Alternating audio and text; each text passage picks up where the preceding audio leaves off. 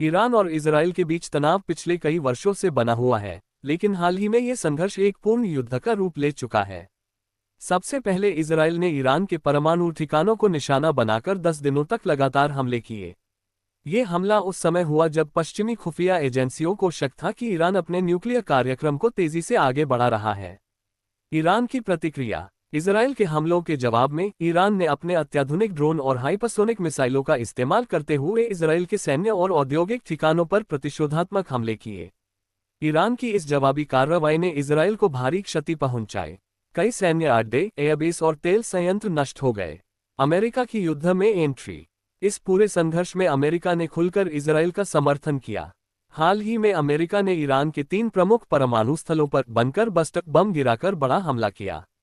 ये हमला इतना शक्तिशाली था कि अंडरग्राउंड न्यूक्लियर फैसिलिटी तक को नुकसान पहुंचा। अंतर्राष्ट्रीय समीकरण। इजराइल को समर्थन अमेरिका, ब्रिटेन, फ्रांस, जर्मनी सहित कई पश्चिमी देश। ईरान के साथ रूस, चीन, उत्तर कोरिया, सीरिया, हिजबुल्लाह, हौथी विद्रोही और कुछ अरब देश।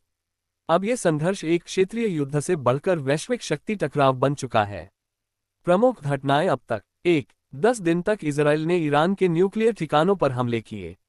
2. ईरान ने इजराइल पर सैकड़ों ड्रोन और मिसाइलें दागी। 3. अमेरिका ने ईरान पर सीधे हमले शुरू किए बंकर बस्टर बम से। 4. तेल की कीमतों में भारी उछाल। 5. यूएन में आपात बैठक लेकिन कोई ठोस समाधान नहीं। क्या ये तीसरे विश्व युद्ध की आहट है?